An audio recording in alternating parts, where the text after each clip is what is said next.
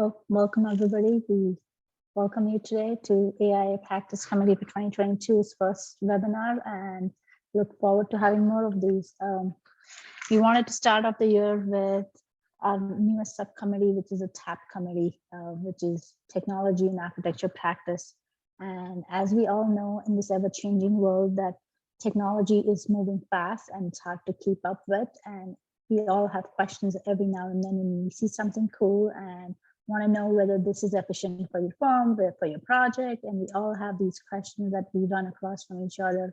And as helping the architecture community in that LA region, a lot of the industry experts came together and decided to form the subcommittee and be the resource that one needs sometimes to be able to just ask that question of, what is this new technology going to benefit me in the way I want it to benefit? Or all of those unknown questions sometimes when you just want that one person to go ask that question to.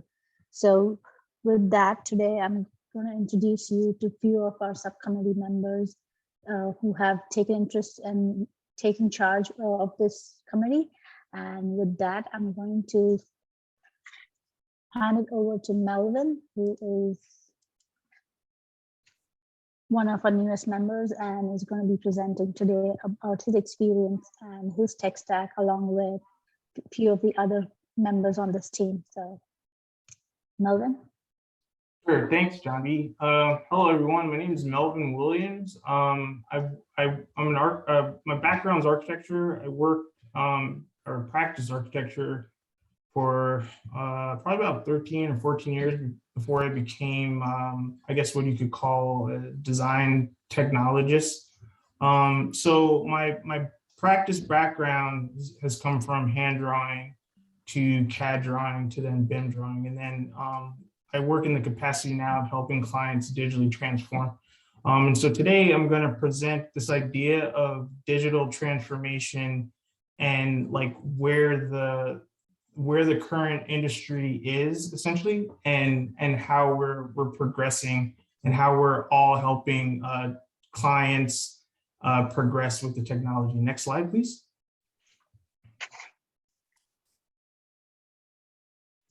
Josh. My name is Josh Weiss. I'm the president and founder of LA Creative Technologies. I'm a native Angelino. I really love this city and I've loved the buildings and the architecture of this city forever. My background in working with architects goes back about a decade when I first started this business. The first business client I ever worked with was a historic renovation architect who redid LA City Hall and the Griffith Park Observatory and a lot of beautiful LA buildings. I co-founded this TAP committee to help AEC firms to put in the foundational technology and cybersecurity that's required to do all of the amazing things that the other members of this call are speaking about today. I noticed there was a sort of dearth of documentation around those best practices, and I wanted to be able to share those. I've got over 20 years of experience in tech across Los Angeles, the San Francisco Bay Area, and Guatemala. And I have migrated a lot of AEC firms to have cloud-first practices, helping them mitigate ransomware. And my goal for this presentation and for being on this committee in general is to help streamline and secure AEC firms. Thanks, move on.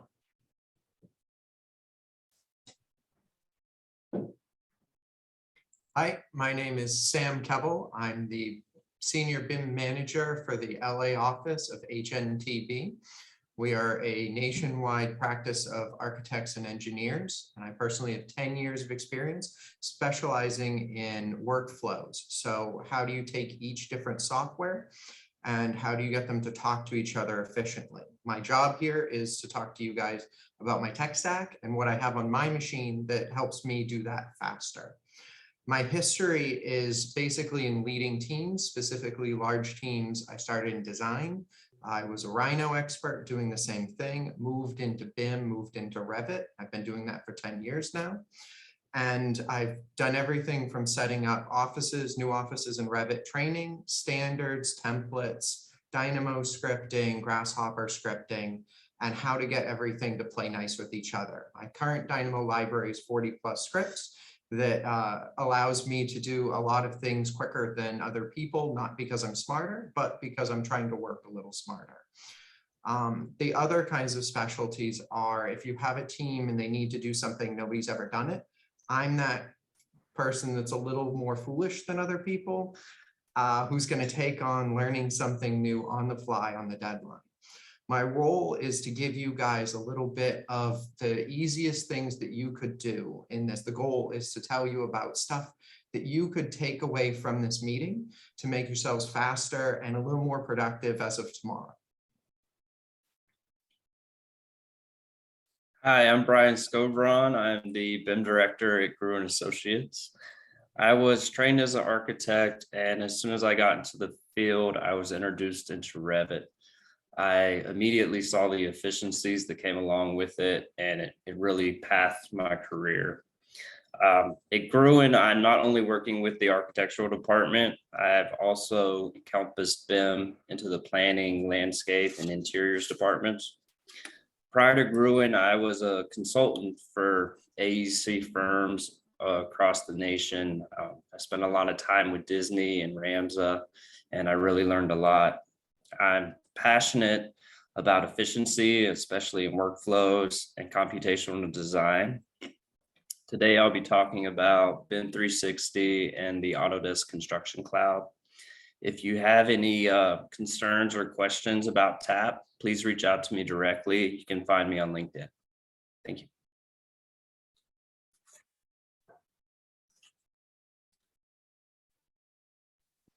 Hi, I'm Tesla Collier, Design Technology Manager for Los Angeles, Gensler in Los Angeles. I provide design technology support to 12 studios that serve 22 practice areas with a wide range of projects. Here in Gensler, we design everything from a desk light all the way to the tallest building in the world.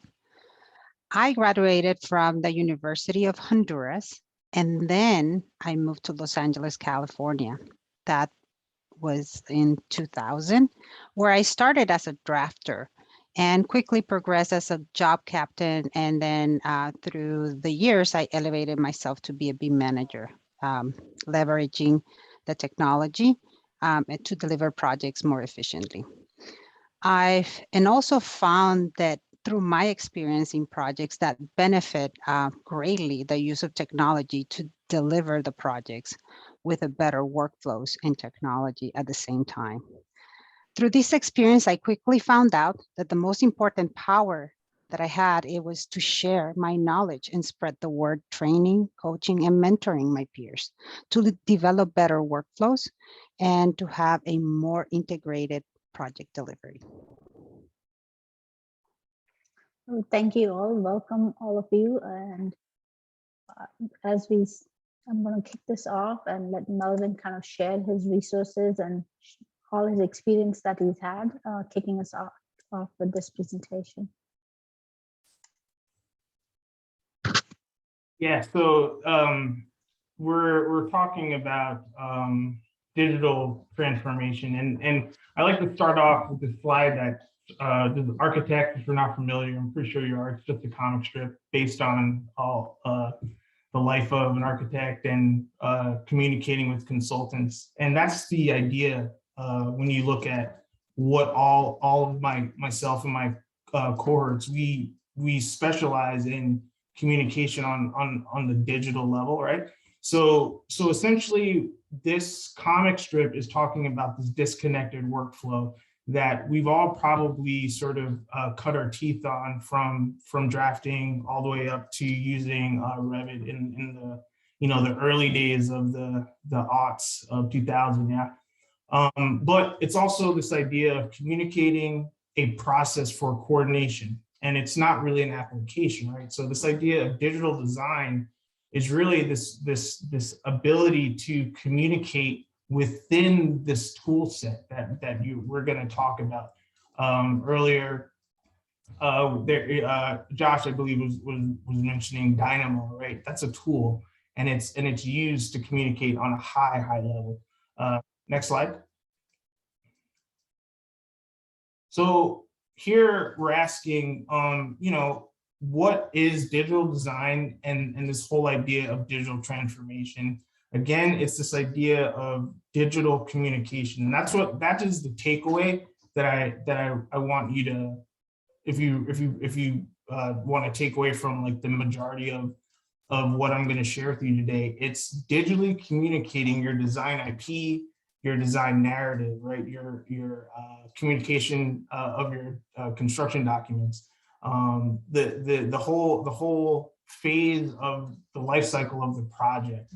But to go from where you are now to where we are and where a lot of my clients are in Microdesk, where I'm helping clients do all sorts of things, but it's all within this idea of leveraging their talent base, their skill sets, their technology, ultimately for a return on all of this investment. Next slide.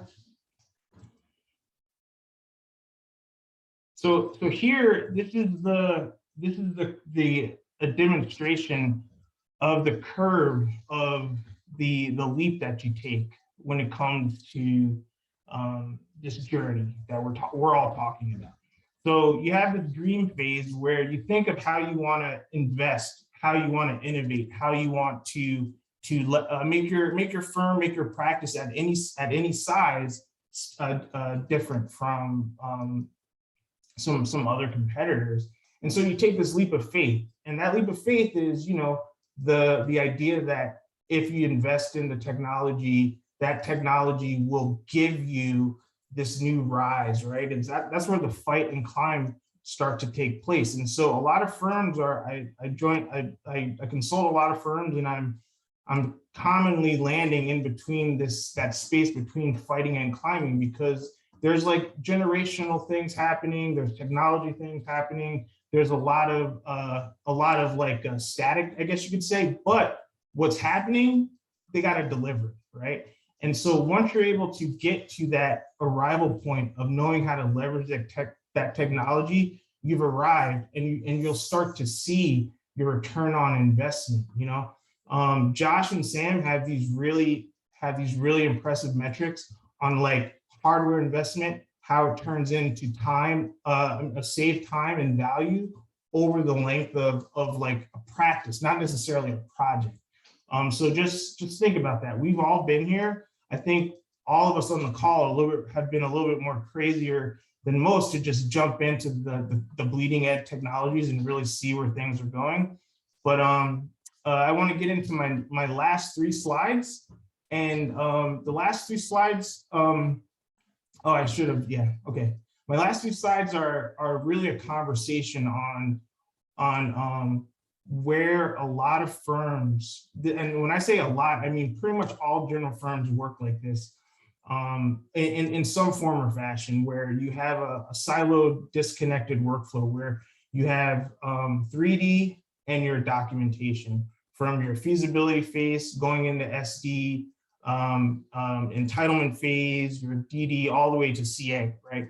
So this slide demonstrates how you can have your favorite 3D program working alongside your documentation process. Hopefully that process is within the Revit universe. It doesn't necessarily have to be. It could be an AutoCAD or MicroStation or ArchiCAD even, but it's this disconnected workflow where essentially you're having your 3D is mostly used for the narrative of whatever that design IP is. Revit and AutoCAD come in later, and it's used for production. And, you know, I've worked with a lot of PMs when I was practicing, and, you know, they were leaning on like their full-time employee equation of knowing how many hours they can do that with AutoCAD. And it's always been a struggle to kind of show them that value with Revit, right? Eventually they sort of drink the Kool-Aid, and they can start to see how valuable Revit is and superior it is in documentation.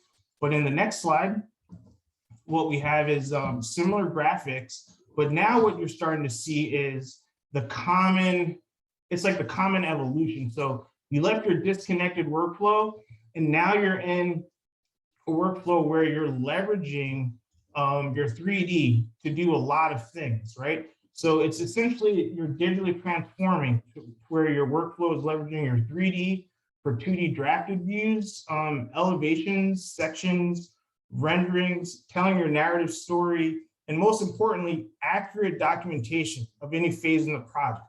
So you can use Rhino, you can use SketchUp, you can use 3D Studio Max, whatever visualization you want to use, but you can now, with interoperability tools and people such as myself and Brian and Tesla, and Sam and Josh and John B, we can help you bring that digital data into your project, right? And so essentially what you're looking at is a full circle, but there's still one missing part. And that'll be my last slide. So this slide is your full, go back one. It's basically your full comprehensive digital environment where you're leveraging your 3D for your visualization on all levels at any time of the project, on a tablet, on your iPhone, on your laptop, on your computer, in the office, outside of the office, right? And then you're coordinating all of that within Revit and the construction cloud. So this example of a digitally transformed workflow leverages all of your 3D, all of your 2D, from your elevation sections, renderings, your narrative storytelling. And again, it's looking at coordination at almost at an instantaneous level, where you can do on-site as-built documentation, as well as communicating changes in the field live using cloud platforms. So it's digital transformation is it's a journey, and it's something that is attainable to you. And I hope that you stay open to a lot of the things that we're going to share with you today. And that's the end of my presentation. Thank you for your time.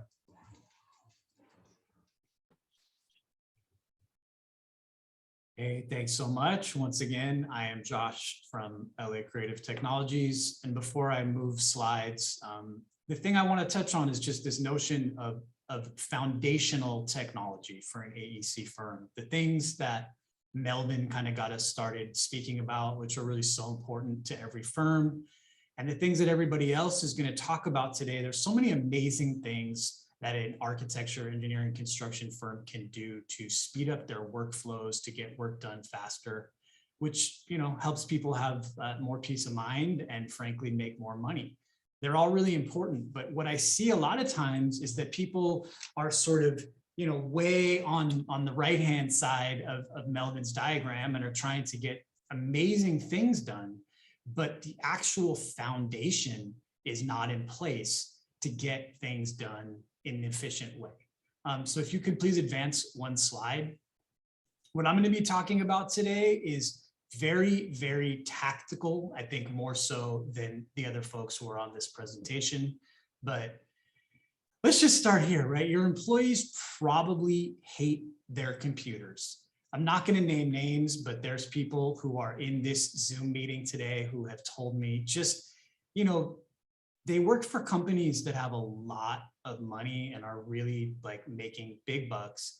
And for some reason, the IT budgeting process is such that they have their employees working on slow computers, right? And everyone who's attending this webinar today, I think knows better than most that without the right processors and without the right graphics cards and with full hard drives, designers can't get their work done, right? Like, we're not dealing with your average office worker. We've got people who need to get a lot of things done on fast deadlines. And when things are crashing constantly, when you go to do a render and your laptop crashes, you know, your employees are not going to be very happy. And frankly, I think this is not only a matter of profitability and efficiency and the ability to meet deadlines, but it comes down to an actual human resources practice. Are you giving your team the equipment that they need to feel valued as employees? And, you know, it's just not fun when you go and click on a ribbon and you've got to wait 30 seconds for it to respond. Or when you're trying to, you know, you're trying to draw lines and you're trying to design in Revit and things are laggy and frozen. So we've had a lot of luck lately with certain models of Dell laptops, but this really is not a brand name conversation at all. I'd be happy to share some perspective on models that have worked well for us.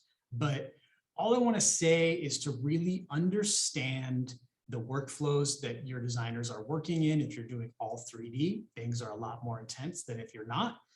Understand those workflows and get hardware that is going to make your employees happy and is going to help you make more money.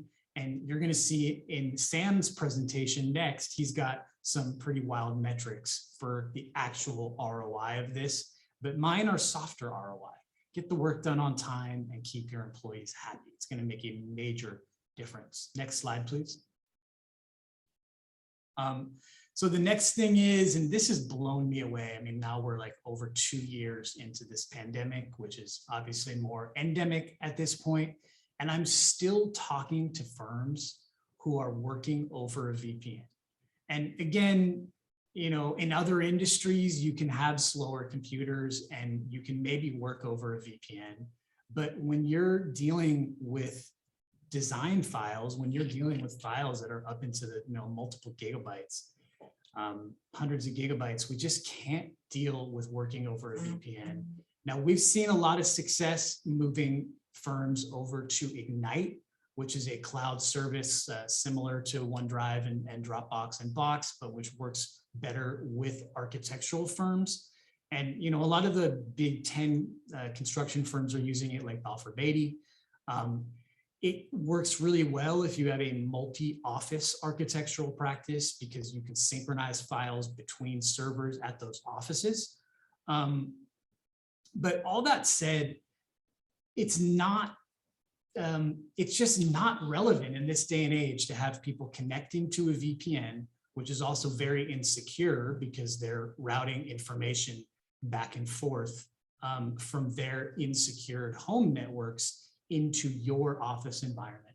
So it's a major security risk. It is also just a major issue, again, that we're seeing is when people are working over a VPN, it takes 20 minutes to save the file and it takes 20 minutes to open the file. And it's just like, it's hard to get work done in that fashion. And I think this is one of those things that just requires taking that leap, like Melvin said. We had a really interesting conversation with one of our AEC clients. This was late 2019, before anyone had ever heard of COVID, and he just couldn't imagine why he would want to use the cloud. And we finally convinced them to make that switch. We finished the migration in February 2020, and the rest is history. But the owner of that firm just had to take that leap to see how much more helpful it could be. And now what I'm not going to cover in this slide, but is of course very relevant too, for all of your Revit designs, you want to keep those on BIM 360 as much as possible because it, you know, for reasons that other people are going to speak about in this presentation, but that's not a great server replacement overall. And other folks who I've spoken to are also considering doing a full virtual desktop infrastructure in the cloud, moving all the servers and the file storage to the cloud. Also not for this slide, but something I'd be happy to speak to you about further. But Ignite is sort of a best for most kind of people, and that's why I wanted to reference it in this slide. But whatever you got to do to get off the VPNs, and if you're still using those, now is a good time to start thinking about moving off. Next slide, please.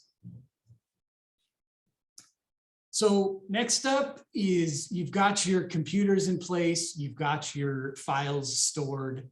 Really, please pay attention to ransomware. You know, you can see here some very major firms in this industry got hit in 2021, but anyone who reads the New York Times or the Wall Street Journal or anything else is no stranger to the impacts that ransomware impacts have, shutting down, you know, oil pipelines and meat manufacturers and, you know, city governments and state governments and federal governments and the entire country of Ukraine just this week, as an example. It's sort of never ending, but it's really happening and it really does have an impact on operations.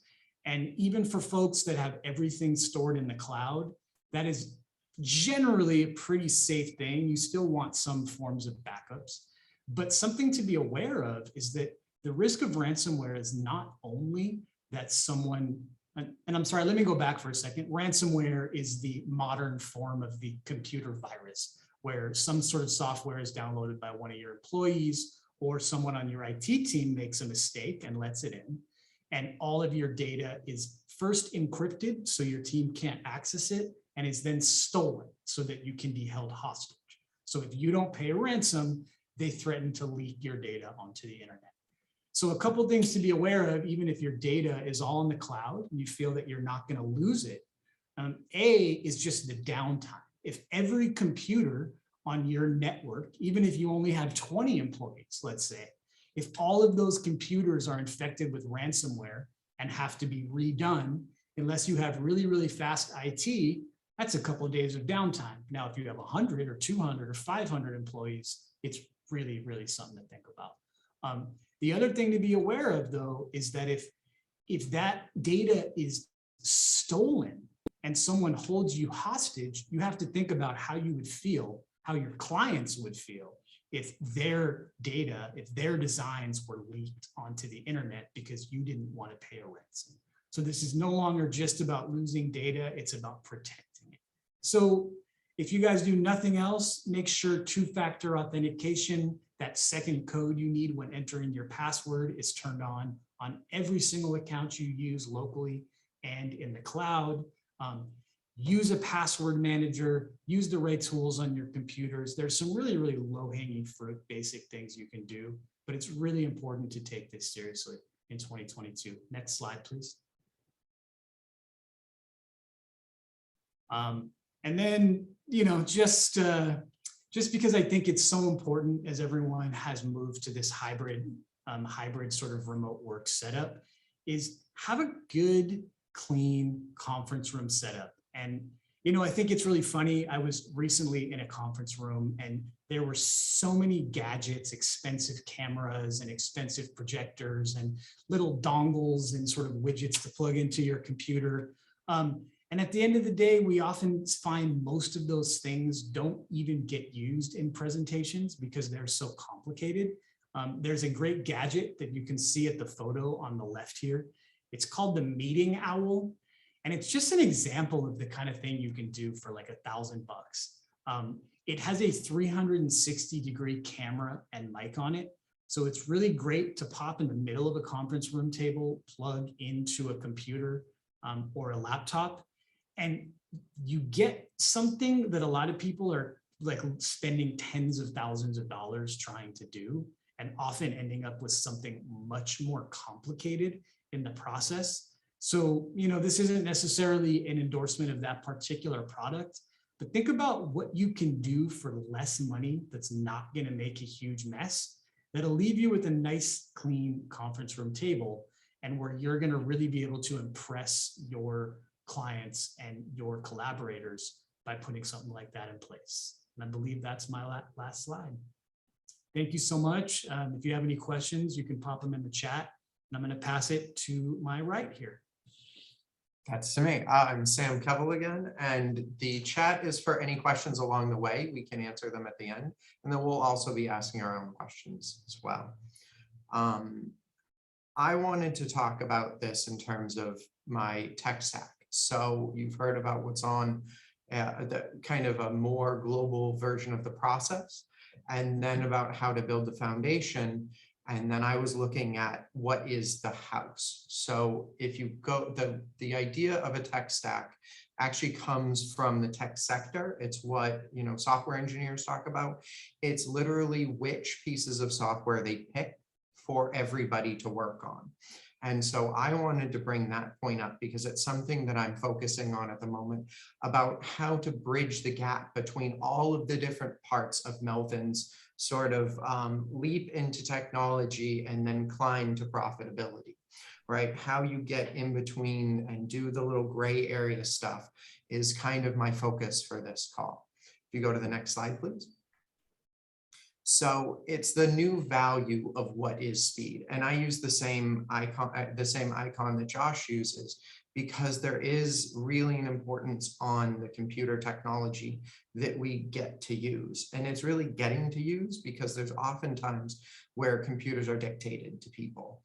Knowing what that means to your people, I think is what I'm here to kind of help make more clear. If you go to my next slide, this is the number that everybody has now been talking about. So a very, very easy way to think about it is for every 10 people, if you gain 10% in speed, you take the average salary, and that's your ROI every other year. So half of that salary every year is the easiest, lowest number it could possibly be. And that's going to be for every 10% of the performance. And that number counts people not on the computer all the time, not doing it. This is really where you see there's the focus and the money put into that comes back to you almost instantaneously. The other thing that I think that people need to do, because it isn't a one size fits all solution, is that internally or with an external IT company, you should be looking at how you benchmark your own performance, right? I can tell you that I can get 30% speed increase, and I can do that, and I can create these ROIs in my own company because I go through this process. There is a benchmark of what your computer is, not taking something off the shelf. There's this thing called RFO benchmark, which will actually bench the performance of Revit on any computer you buy. I've done it on more than a dozen computers. The big thing that I'd put as a caveat, I believe people should do this to their workstations, is that the time of the test itself, I found to be very important.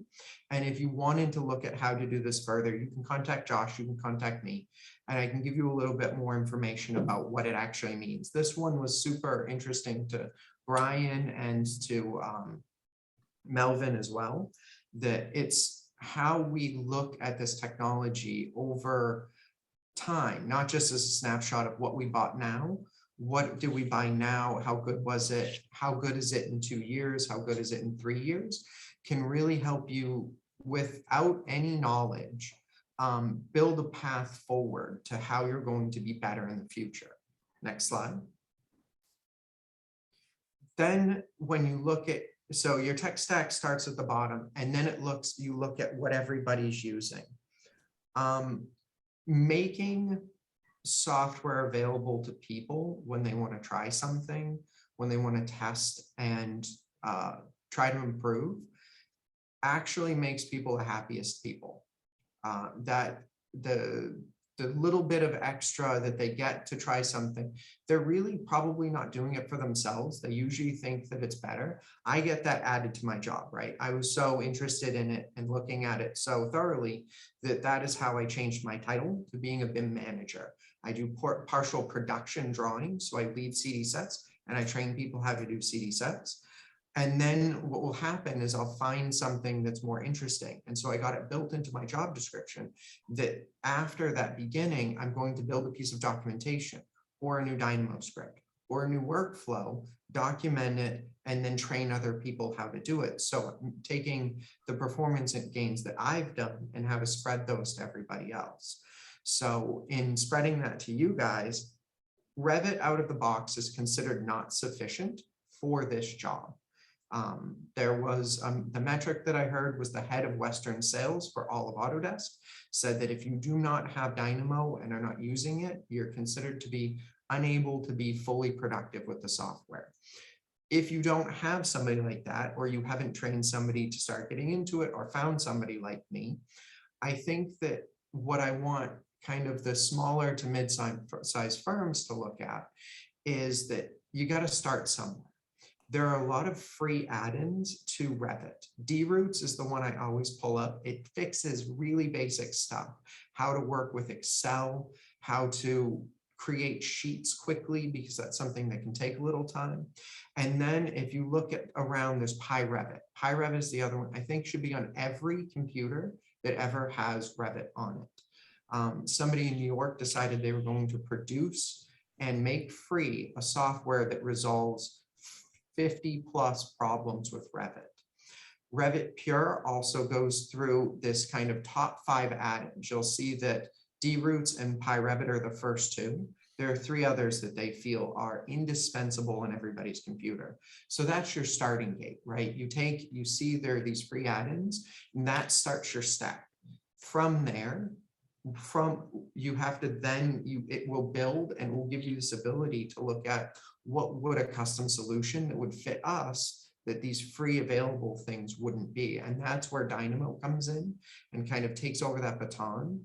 And where you look at Python, which is the kind of coding background behind it, and custom scripts built just for your company. A lot of the larger firms have their own custom scripts that take over for a lot of places that Revit falls behind, but they've left something where anybody at any size firm can jump in and they can build and they can see and follow a bread trail all the way to the top. Next slide. And I always like to lead with something a little funnier. This is a comic that I had seen a long time ago and it stuck with me forever. This is Dilbert. And it talks about what it means to me to be kind of going through and fixing these places between the two. If you can't see it on there, it has him talk about kind of his day-to-day. I stayed up till midnight. I don't get paid overtime.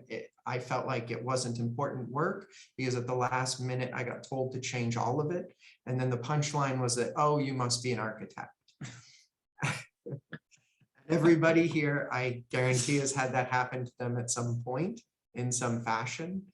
And my goal is that I really hope, I've kind of taken it as a personal mission to make that happen less. There are a lot of tools out there. Connecting them is, to me, my most important piece. How to make them sing and do what Melvin's promised in that last slide. How to make everything talk so efficiently that we don't ever end up in this position. And that's the end for me. Next person. Thanks, Sam. I can't tell you how much the High Revit has helped us out. It's amazing. I highly recommend that to everybody. I'll go ahead and get started. You can go to the next slide. Okay, so BIM 360 and Autodesk Construction Cloud, also ACC.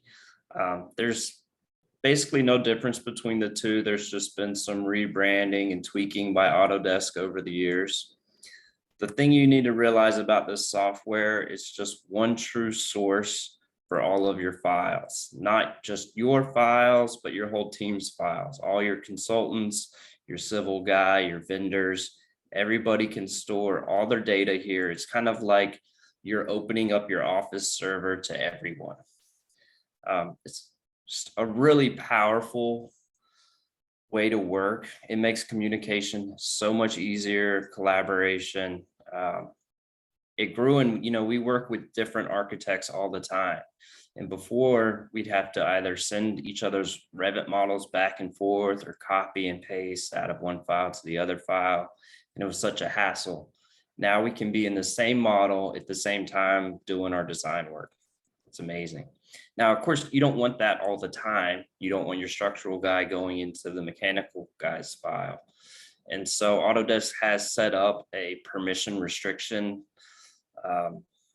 which basically limits who can go into which model depending on how you set it up. And so since you have all these models, all this data in one place on the cloud, there's a great web page to interface with all of this.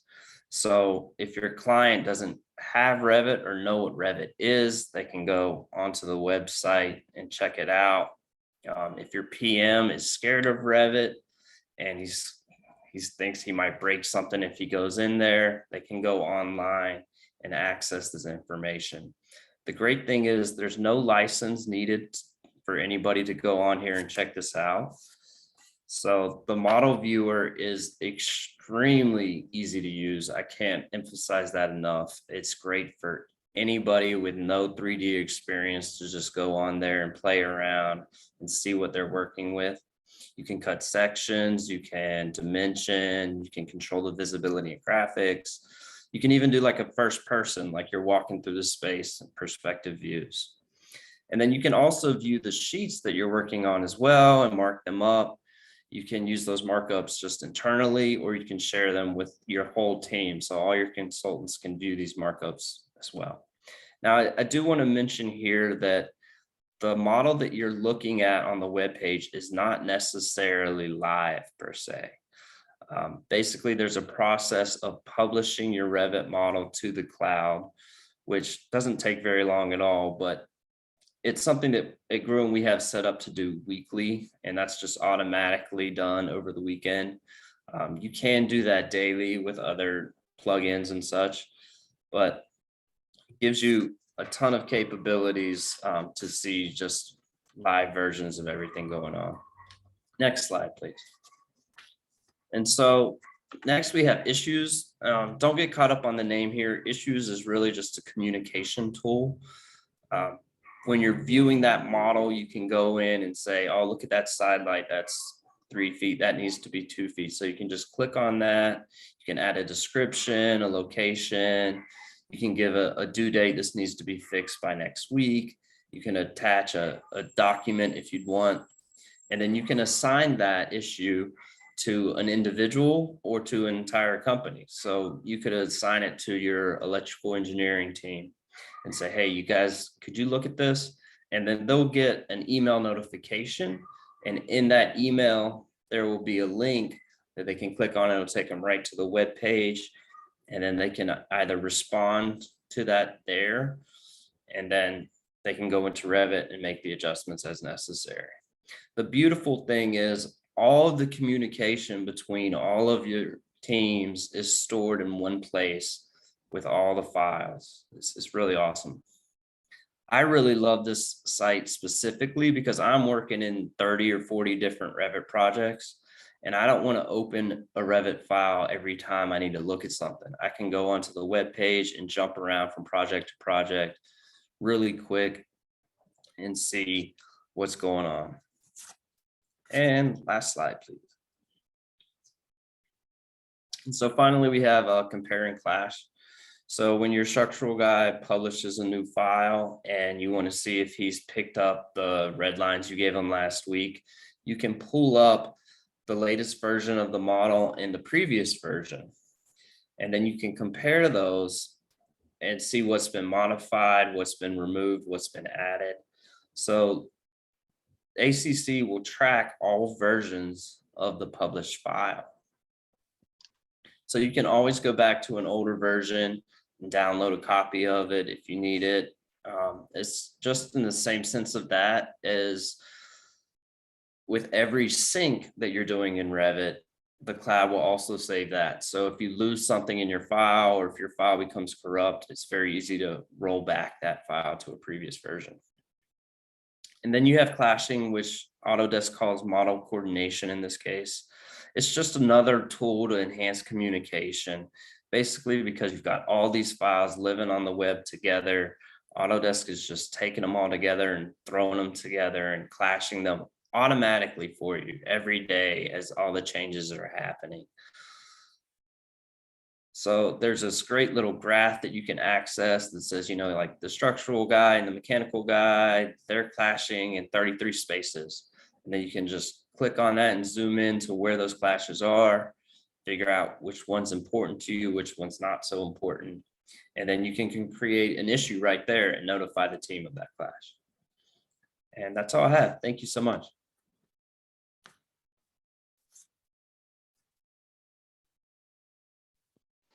Hi, this is Tesla Collier again. Could you get me next slide, please? So in this day and era, every company is a software company.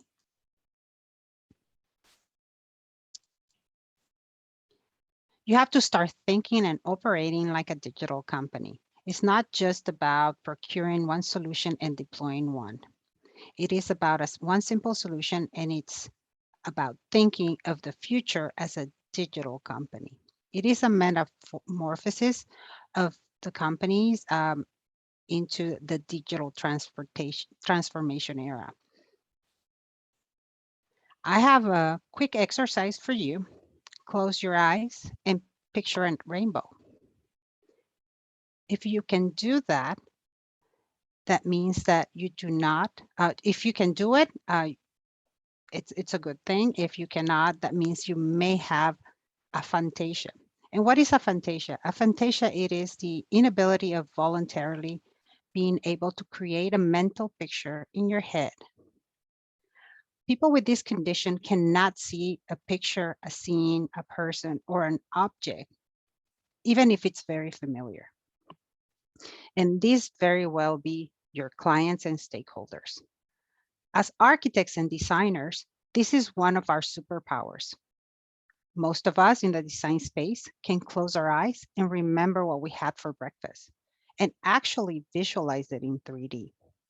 Some of our clients cannot do this.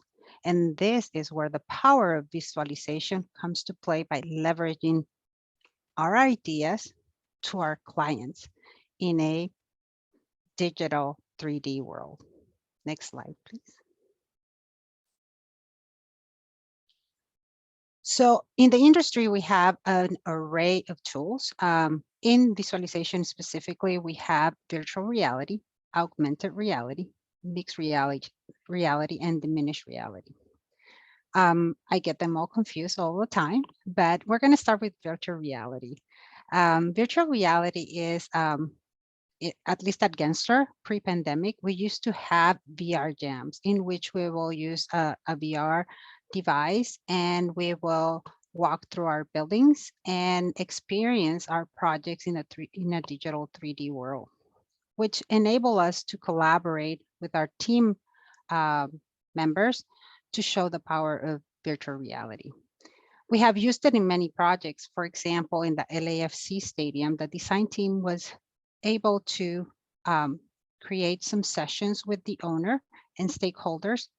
And when they got these devices on the owner's head, they were able to discuss where the location of the scoreboards will go. And actually, what happened is because the owner felt like it was a part of the building, they were able to move the location of the proposed scoreboards to a place which would actually cost them seats. And that is something really amazing because they had seen the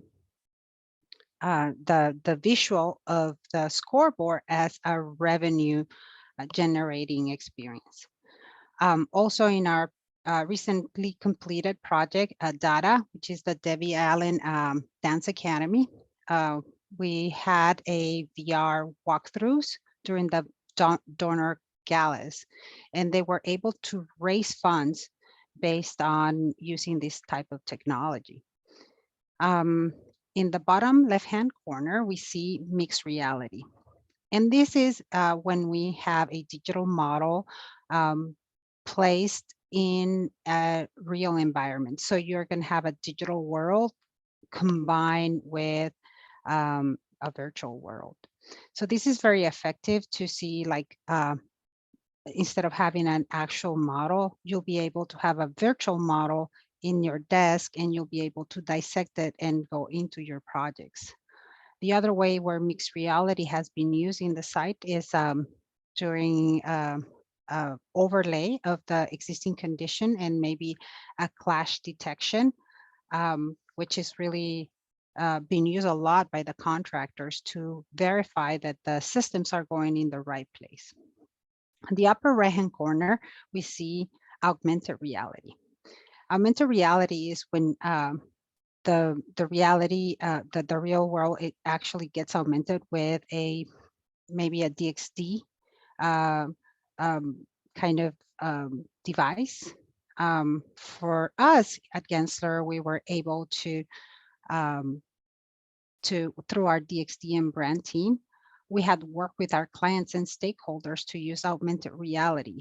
And this is a great technology because you have the users will be able to interact with these graphics. For example, in our project Warner Media in Culver City, they were able to put DXD graphic walls in it, in which the users are able to digital interact with these graphics.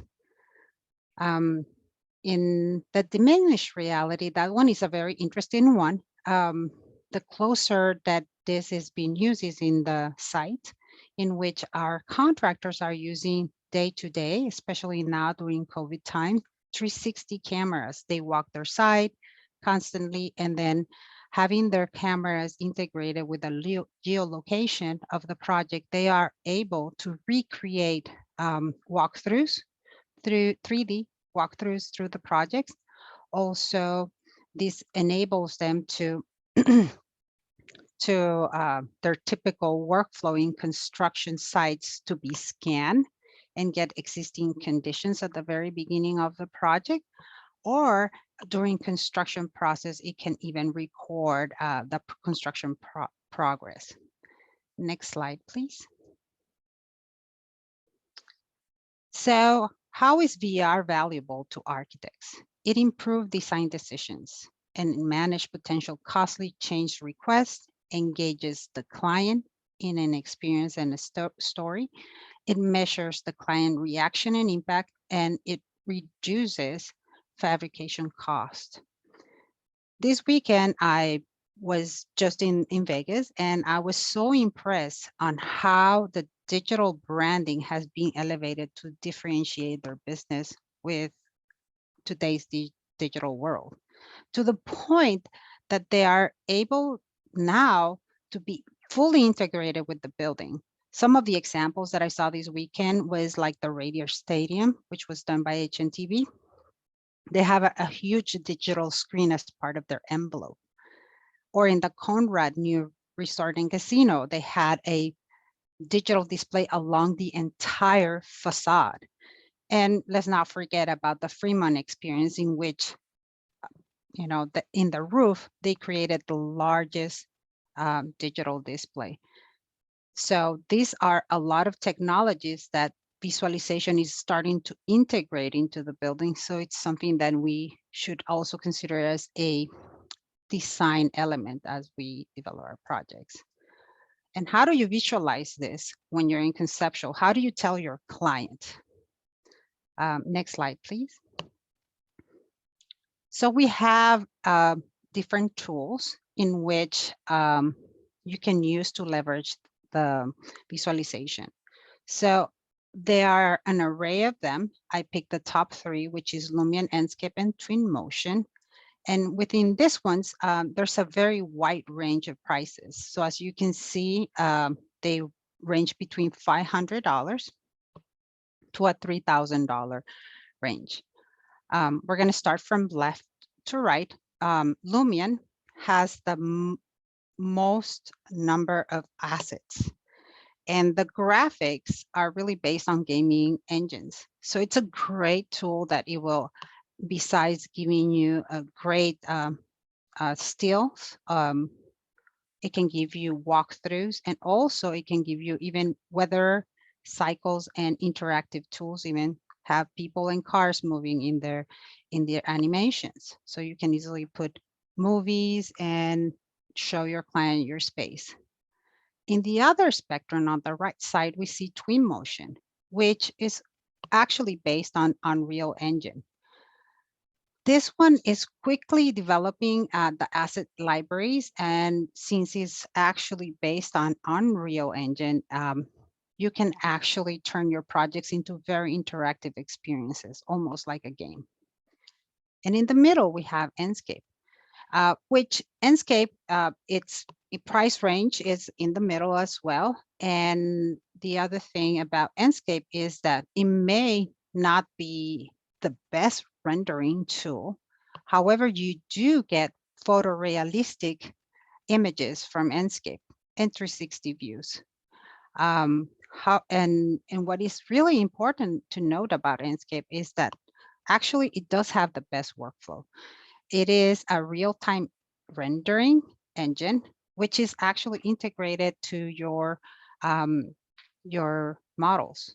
They can be, the renderings can come from Rhino, SketchUp, or Revit, and now it even integrates with TestFit.io. Next slide, please. So in this slide, we can see In this slide, we can see a couple animations that were done in Lumion. And but what is more important is it doesn't matter what tool you're using. Visualization is now more accessible than ever. And having software like Lumion, Enscape, or Twinmotion give us as designers tools to show our clients digital representations of our design. They provide the designers tools to generate visuals directly from their preferred modeling programs. And the technology has evolved to the point that BIM modeling and visualization are fully integrated. You don't have to stop your design to create high quality visuals and having interactive experiences along the way. Next slide, please. So in this slide, you can see 3 different levels of visualization of still images. We have a level 1, level 2, and level 3. These are just examples of where you can take your visualizations. So in the level 1, you can do a simple export from your model and see your building in 3D with a black and white canvas, which actually will let you talk with your clients and stakeholders about big ticket decisions without having to have distractions of materials. And then you can evolve to a level 2, in which is a more sketchy look and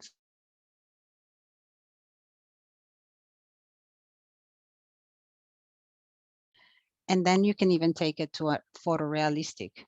Nowadays, you can have an interactive experience.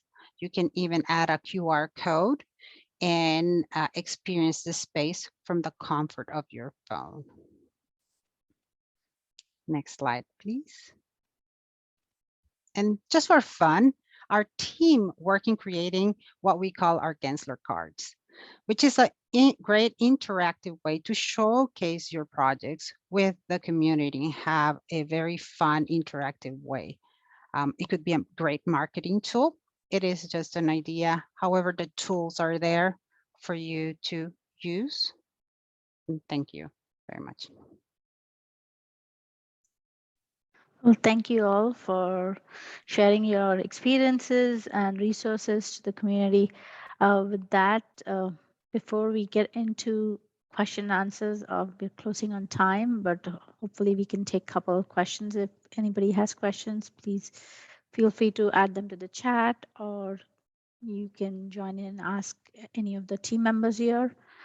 In addition, we would also like to hear your opinion on some of the topics that you would like to know more. If you had some for the team, would be very helpful.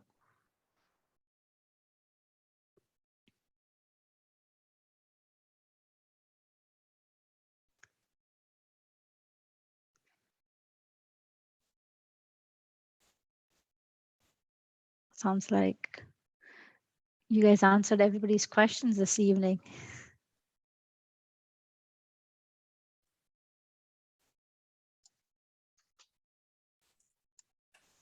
With that, I guess since we're almost closing on time, I will take a minute if there's any, and ask any of the panelists if they had anything else to add or share today evening before we close out for this evening.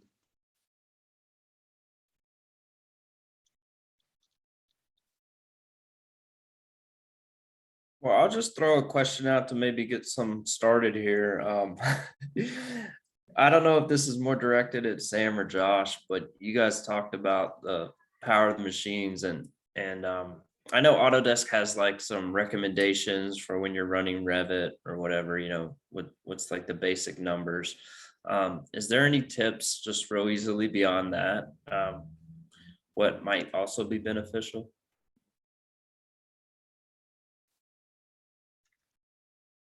It's not a hardware option, but if you're already an Autodesk customer, you have the ability to use cloud rendering straight from Revit. So it's sort of a bonus hardware you get from cloud computing by just already being a Autodesk customer. So that's one workflow that I've even incorporated in just tutorials and training. And it's free because you've already paid for it. So. Brian, I think there's a question for you for Autodesk Cloud. It's for you. Oh, So, geared towards architects or contractors, I see. Yeah, that's a really good question because it does feel like contractors are getting more and more focused from Autodesk these days. There's definitely some new tools that they're running based off of the ACC that are a little bit more focused that way, and it is a little concerning for architects, I think, because we're kind of in the backseat a little bit now. But I think it's just as much as, it can help architects through the design process, it can also help us through the CA process. And I know that, Autodesk has caught some flack over the past couple of years for leaving architects behind a little bit.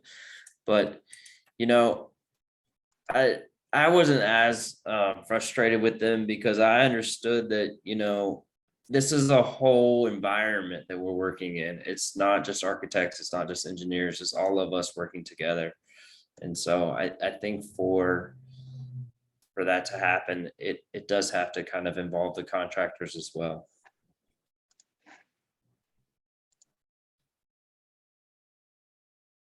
I can also touch on a little bit of that too. So the cloud services there's a product called Autodesk Build, which is geared primarily for to bring that whole full circle conversation back, to bring essentially what Brian presented as like the construction cloud, and then the build function, which connects the site to the actual digital documents, to the team that's doing anything from safety inspections to punch lists to RFIs, live RFIs, that kind of thing. So it's the cloud service is expansive, and it's geared for both actually, but it's depending on which product you are actually going to use, and like what's your role. So like the last part, like who would hold its service, it really depends on your contract, and whether or not the owner wants the model. Because generally, we hand over the models or the drawings even to the GC, and they sometimes upload those models back into their own ecosystem. Yeah. So it's for, I guess right now it's at the point where both products are for both architect and contractors.